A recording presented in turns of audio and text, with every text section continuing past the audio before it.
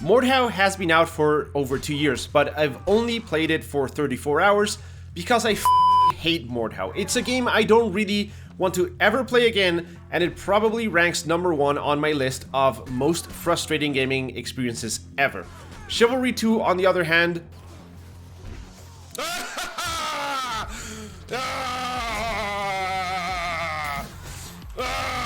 Yes! So why is it that I'm enjoying Chivalry so much when Mordhau is basically the same thing, right? Well, turns out that despite both of these being multiplayer medieval slasher games, they are quite different, and I think they appeal to completely different kinds of players. If you're into shooters, then you can think of Mordhau as Arma to Chivalry's Battlefield.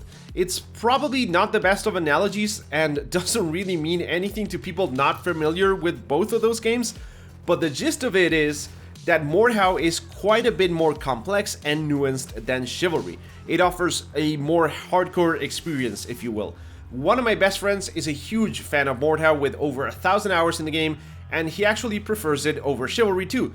However, he also used to practice fencing in real life, so that might give you a clue into what makes these games so different.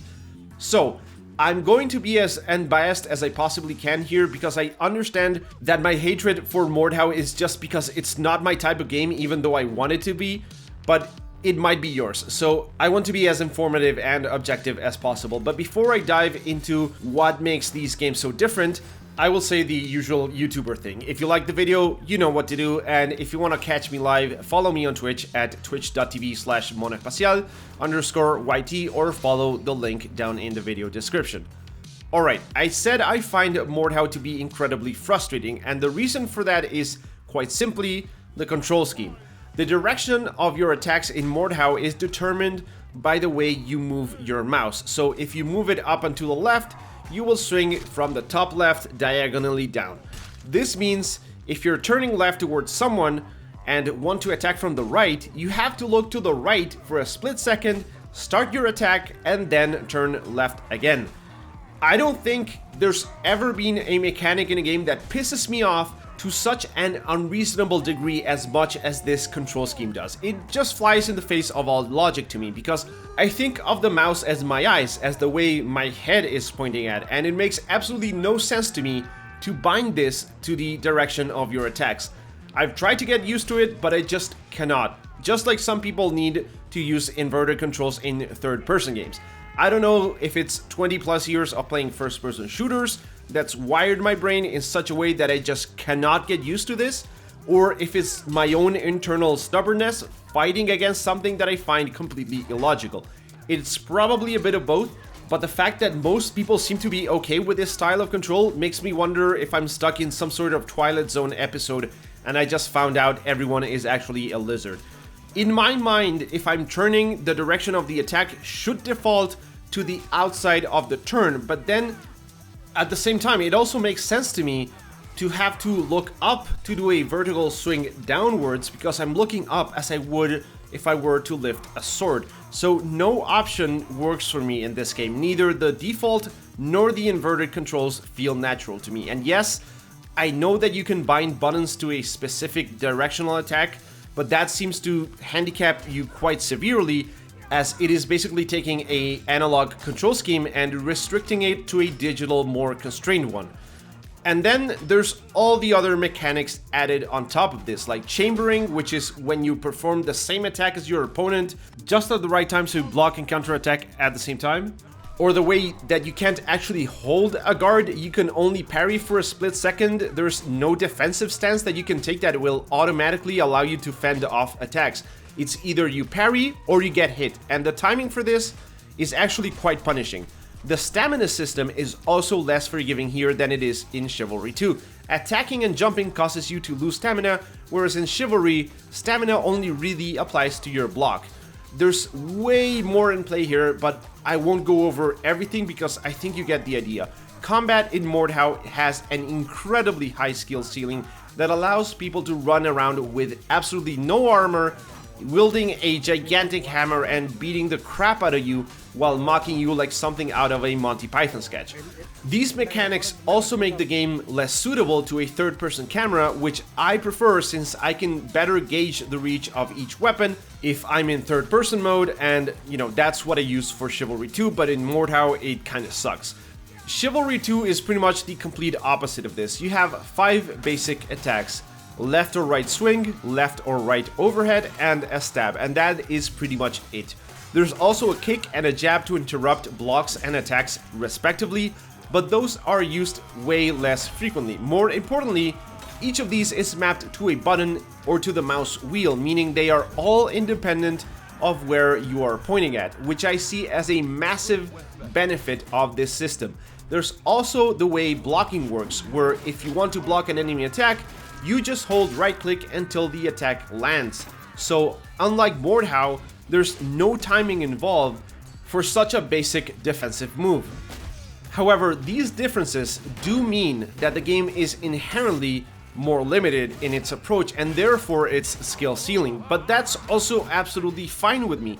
I'm not looking for a medieval simulator. I just want to jump in, have some fun, and go do something else. And Chivalry 2 fits that perfectly. It's simple enough to pick up and play, but also has this rock, paper, scissors approach to weapon design and the way different attack types work that gives the game decent depth.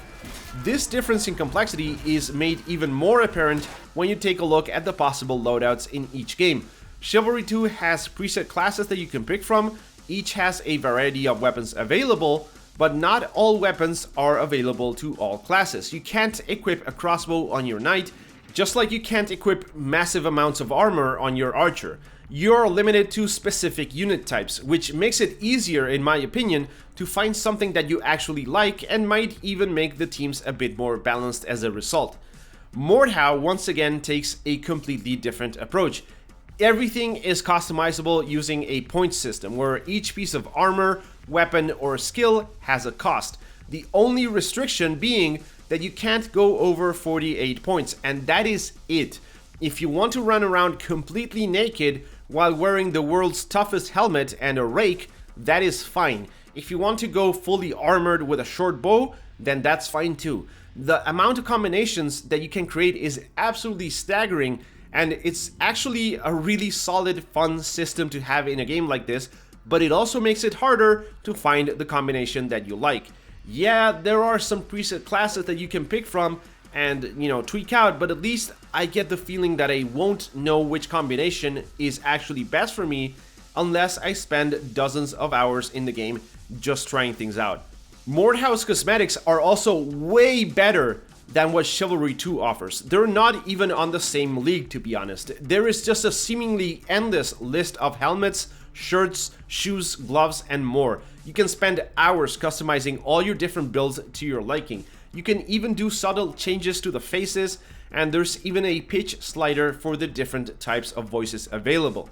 This system is just straight up better in every single way compared to the bare bones features that you can find in Chivalry 2. Now, I know those will get probably updated in future patches, but as it is right now, that's the way it is. Speaking of which, there's a lot of UI improvements that need to be done on Chivalry 2. The party system is barely functional, the server browser doesn't actually list all servers, and worst of all, you can't preview your classes from the main menu. You need to actually join a game in order to see and customize your loadouts, which is just absolutely crazy when you think about it. In terms of level design, both games follow a similar structure, with some maps requiring you to complete a variety of different objectives as you push into enemy territory, and others being more simplistic team deathmatch oriented maps. However, maps in Chivalry are generally larger and more detailed, with more variety in their geometry and combat arenas. Mordhau has a more old school kind of vibe, with maps being more simplistic and sparser in terms of amount of trees, objects, and overall detail. In terms of graphics, both games look good, though Chivalry 2 does have an edge, I think. Mordhau is a bit older, and though it doesn't look bad at all, the lack of detail and lower object density does result in Chivalry 2 being the better looking game.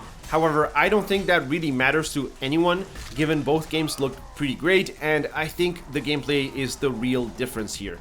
In terms of content, I'd say Mordhau has a bit of an edge because there's stuff like horses and there's just way more weapons for you to choose from. But you know, Chivalry 2 has been out for like 3 weeks. It will get updated. There is content coming. So, you know, hopefully within 2 years, there's stuff like horses which are coming into the game, presumably this year. But yeah, overall, I think Chivalry 2 has the better map design. And that is pretty much it. Mordhau is definitely the more challenging game, one that rewards skillful play and reactions as well as deep knowledge of the most intricate details and strategies of its combat system. Chivalry 2 doesn't ask as much from the player in order for them to be competent with the game. It still offers a decent amount of depth for players looking to perfect their 1v1 dueling skills, but it also doesn't punish the more casual player for every single little mistake. As I said before, Chivalry 2 is my pick 10 times out of 10 here, but I wouldn't necessarily recommend it to everyone. It might also be one of those games where you just hit your skill limit really fast in a few dozen hours and then just get bored with it. And if that's something that you think might happen, then Mordhau is probably the one that you want to get. In any case, let me know which game you prefer down in the comment section. If you enjoyed this video, then please give it a like and think about subscribing. And as always, thank you for watching, and I will catch you in the next one.